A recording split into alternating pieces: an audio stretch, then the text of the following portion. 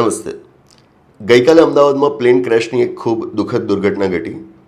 આ દુર્ઘટના કેમ થઈ હશે એના વિશે કોઈ સ્પષ્ટ જાણકારી હજુ સુધી આપણને મળી નથી, પણ આ જાણકારી કદાચ આપણને મળી શકે બ્લેક બોક્સની મદદથી.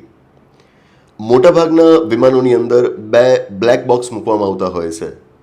એકને કહેવાય છે કોકપિટ વોઇસ રેકોર્ડર અને બીજાને કહેવાય છે flight data recorder. Cockpit voice recorder એ વિમાનના કોકપિટમાં રેડિયો ટ્રાન્સમિશન્સ અને બીજા અવાજ જેમ કે પાયલટ્સ વચ્ચેની વાતચીત, એન્જિનનો અવાજ વગેરેને એ રેકોર્ડ કરતું હોય છે.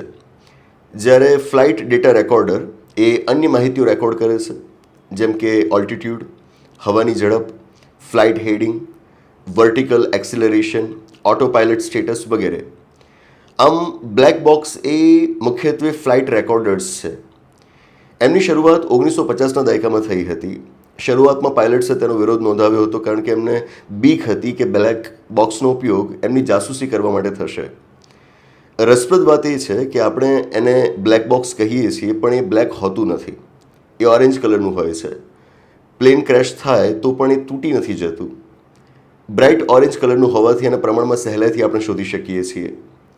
જ્યારે વિમાન પાણીમાં ક્રેશ થયું હોય ત્યારે તે 30 દિવસ સુધી અલ્ટ્રાસાઉન્ડ સિગ્નલ્સ મોકલતું રહે છે, જેથી તેને આપણે શોધી શકીએ. એક વખત એ મળી જાય પછી એને ફોરેન્સિક લેબોરેટરીમાં મોકલી આપવામાં આવે છે. એના રેકોર્ડ્સના આધારે આપણે જાણી શકીએ કે વાસ્તવિકતા શું હતી, પણ એ રિપોર્ટ આવતા સારો એવો સમય લાગતો હોય છે.